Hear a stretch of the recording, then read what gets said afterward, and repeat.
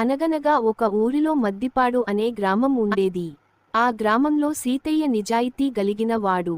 అతనికి ఉన్న 4 ఎకరాల పొలాన్ని సాగు చేసుకుంటూ, వ్యవసాయ పనులు చేస్తూ పంటలు పండించుకుంటూ వచ్చే చాలని ఆదాయంతో తన కుటుంబాన్ని పోషిస్తూ ఉండేవాడు. ఒకరోజు అకస్మాత్తుగా గాలివాన రావడంతో సీతయ్య 4 ఎకరాల పొలంలో వేసిన వరి పంట నీళ్ల పాలై చేతికి అందలేదు.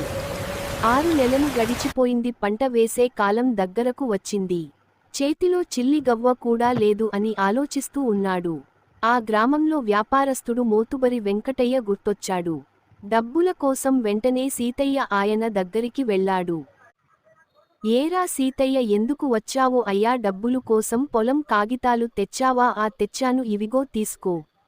సరే, డబ్బులు తీసుకో, ప్రతి నెల వడ్డీ కట్టాలి, తర్వాత డబ్బులు మొత్తం ఇవ్వాలి అని డబ్బులు ఇచ్చాడు. 6 నెలలు తరువాత సీతయ్య పంట కోయడానికి పొలానికి వచ్చారా? వడ్డీ ఒక్క పైస కూడా ఇవ్వలేదు. నువ్వు పంటను కోయవద్దు, వారం రోజులు సమయం ఇస్తున్నా, వడ్డీ డబ్బులు ఇస్తే పంట కోసుకో, లేకపోతే పంట పొలం మొత్తం నాదే అన్నాడు. దాంతో ఇంటికి వచ్చి ఆలోచిస్తూ స్నేహితుడైన రామయ్యను కలిసి అతనికి పంట కోయవద్దని మోతుబరి భీమయ్య బెదిరిస్తున్న విషయానికి చెప్పాను. నువ్వు చెప్పిన విషయాన్ని కలెక్టర్ గారిని కలిసి విన్నవించుకుందాం రా, సమస్యకు పరిష్కారం వస్తున్నది. మన ఇద్దరం కలిసి వెళ్దాం అన్నాడు. వెంటనే ఇద్దరం కలిసి కలెక్టర్ కార్యాలయానికి వెళ్లి కలెక్టర్ గారిని కలిసి విషయానికి చెప్పాము.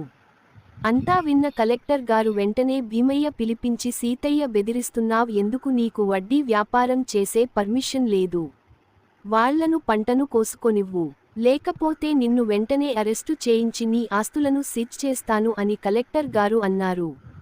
భయపడిన భీమయ్య వెంటనే కలెక్టర్ కాళ్ల మీద పడి, నన్ను క్షమించండి సార్, ఇక నుండి ఇలాంటి తప్పులు చేయను అని అన్నాడు. కలెక్టర్ గారు మాట్లాడుతూ, సరేలే, సీతయ్యను బెదిరించకుండా ఉండు, అందరూ కలిసి ప్రశాంతంగా జీవించండి అని అన్నారు.